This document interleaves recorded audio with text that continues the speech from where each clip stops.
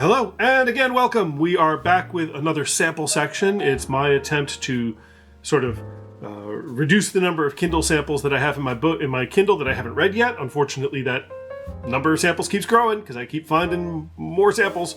But today, our great random list of Kindle samples gave us this one. It is David Mogo Godhunter by Suyi Davies Okungbowa. It has won if you look at the cover, the cover screams African lit. It's got the beautiful, intricate sun, seems to be raining down fire on people. We have a large kind of dark cityscape on either side with strange, shadowy creatures inhabiting that. We found out it's won the Nomo Award. I took a look at that. I did a little research on that. The Nomo Award is an award given out for African speculative fiction. And it is for, fantasy, science fiction, horror, all that good stuff. So good for him. Well done, Mr. Okungbowa. Well done. But yeah, from the cover of it, I'm getting, okay, we've got African lit, certainly the name Godhunter, African, probably fantasy. Always up for that. That sounds like fun.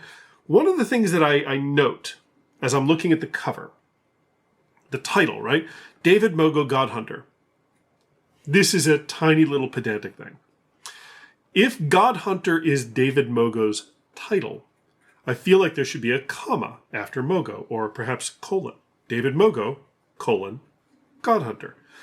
Without that, it kind of looks like Godhunter is maybe part of David Mogo's name. Maybe it's both. Maybe the publisher did not want to put a punctuation mark after Mogo because it would really kind of mess up the way the title looks. It wouldn't look quite as good. Maybe I'm reading too much into this. That is also very, very possible. So, who knows? So yeah, let's take a look at it. I'll take a look at the sample. I'll come back and tell you what I think. See you in a minute. Alrighty, this is a good read. I enjoyed this. I liked this sample. It's pretty good. It begins with, we've got a first-person point of view from our Mr. David Mogo, who is, as he says, a god hunter. He seems to be sort of a gun-for-hire type person. When we meet him at the very beginning, he's being interviewed by a wizard to hunt down a couple of gods. And this first negotiation doesn't go terribly well, and Mogo goes without picking up the job. But we learn a lot through this sample about the world that Okungbowa has created, Mr. Okungbowa has put together for us. It is set in Lagos in Nigeria. It is, I don't know when it is exactly, but it is after something called the Falling. And what I get from reading the sample is that the Falling was when the gods came to Earth. The gods came to the world, or at least the gods came to Lagos, Nigeria, and caused no end of trouble. It's a problem to have gods wandering around. There's big gods, there's major gods, there's minor gods, there's demigods. Mogo himself appears to be a demigod. One of his parents was a high god, I believe, which gives him, of course, certain advantages that normal people don't have. He can, for example, sense the presences of divinities. He gets like a little weird feeling around his collarbone, stuff like that, which makes it great for him to be a god hunter. But he's got all of those sort of film noir, independent detective sort of vibes about him, right? He works on his own, except for his friend or mentor, Papa Udi, who doesn't say much, but Papa Udi is able to he's kind of like David Mogo's supply guy, right? The guy who makes sure that his daggers are blessed properly so that he can take down what he needs. And so, yeah, it does have that sense of that private detective who never quite has enough money to keep his place up to speed, right? Never quite has enough money to have a nicer office or a good roof on his home, but really keeps taking these jobs and is a little hesitant to take jobs for really big, important people because there's going to be a hook in that offer. Yeah. So one of the things that Okungbowa is doing very well is giving us a sense of setting, right? That this post-falling Lagos is a dangerous place. At one point, he says, anytime after 8 p.m. and you're fair game for the gods. So you don't want to be out at night unless you can handle yourself. It is a dangerous, unpleasant place. He talks about how when the falling happened, people who had money moved away. People who could moved out. And so now most of Lagos, the people who are still there, are the people who were too poor or basically unable to leave. And now they've got to put up with everything that the falling has brought with it, which is never good. So the overall setting feels very genuine, feels very nicely thought out. I like it a lot. He does some good stuff with language, right? One of the things that is always in the back of your head a little bit is when you know that the main characters aren't speaking English, but it comes out as English.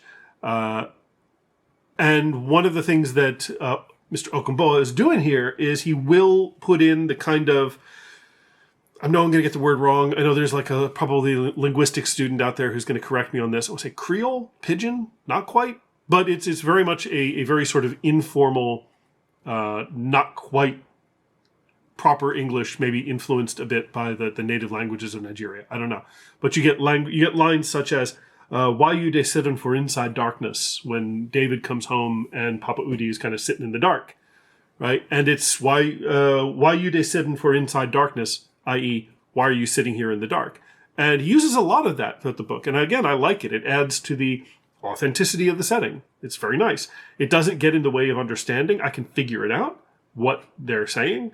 And a lot of the stuff, there's a lot of a kind of a hard switch when David Mogo is dealing with, Papa Udi or other sort of normal people. And then when he goes to deal again with the wizard who's trying to hire him, his language switches to much more sort of formal, proper English. So I do like that. And again, it indicates that sort of power structure in this sort of fictional Lagos very well.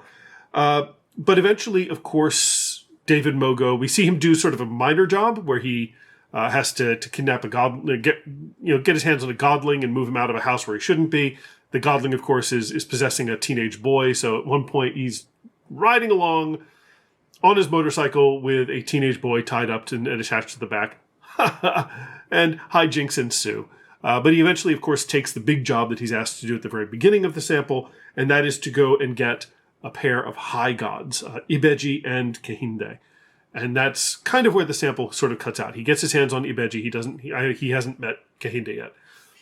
But right now, if this is following the track that I think it's following, the noir detective track, then what's probably going to happen, I think, is that Mogo's taking of this bigger job is going to certainly reveal things about the falling that maybe he didn't know, and certainly we don't know, because we don't know anything. We only know what David Mogo knows. That's the beauty of first-person point of view.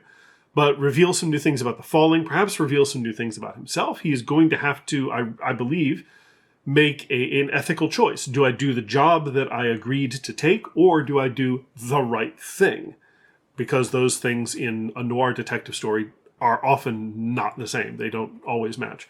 And I suspect, because Mogo seems to be, at least up to this point, a fairly decent person who's trying to do the right thing by people, I suspect he'll try to do the right thing, and that will get him in more trouble. And so, yeah, that's kind of what I'm expecting for the rest of this novel, is Mogo trying to do the right thing in a society where doing the right thing is not something that's going to be advantageous to you. It's not going to help you to do the right thing. What seems to be advantageous to you is to do whatever gets you the money and the resources that you need to do your job. So that's kind of what I'm expecting. Will it play out that way? I have no idea, but it looks really interesting. It looks like fun. It's very vivid. It's a new and interesting culture. I noticed that my random list has been giving me a lot more African literature recently, which is fantastic. I do believe that Africa is highly overlooked in terms of its literary contributions to the world. Am I doing anything to help with that? I don't know, maybe. My biggest sort of foothold in African literature, because I'm an English teacher, is, come on, say it with me, kids, Things Fall Apart by Chinua Achebe. There we go. But I love that book. And I think it's not, it doesn't make me an expert in African lit by any stretch of the imagination. But anytime I see a new writer from Africa come up, or a new story that's kind of getting a lot of press, I'm going to pay attention to it, because I think it's really great. There's a lot of great writers coming out of there right now. Some really interesting ideas, very good world building, and so I'm excited to see more of it. So huzzah! What else we got?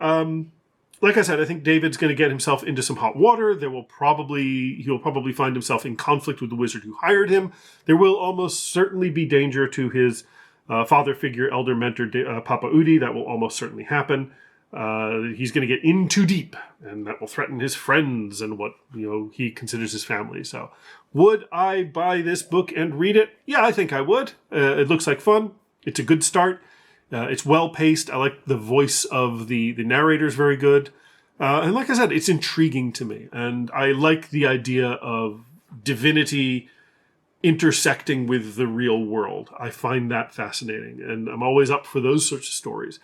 Especially when the divinity becomes kind of mundane, right? Where it's not so much that the gods are here on Earth and we have to deal with it. It's sort of like, honey, there's a god out in the tool shed. Call Mogo. I got his number's in my phone. Call Mogo. There's a god in the there's a god in the tool shed again, right? Where the existence of the divine is almost is almost just prosaic and boring and everyday. I find that really interesting, and I'm looking forward to seeing how that plays out in the novel. So yeah, I think I would get this. If you've read this and you want to chime in and let me know what you thought, see how far off the mark my predictions are, then please chime in, leave in the comments. I'd be happy to hear from you. So in the meantime, thank you very much for stopping by, and we'll see you for the next one. Have a good one.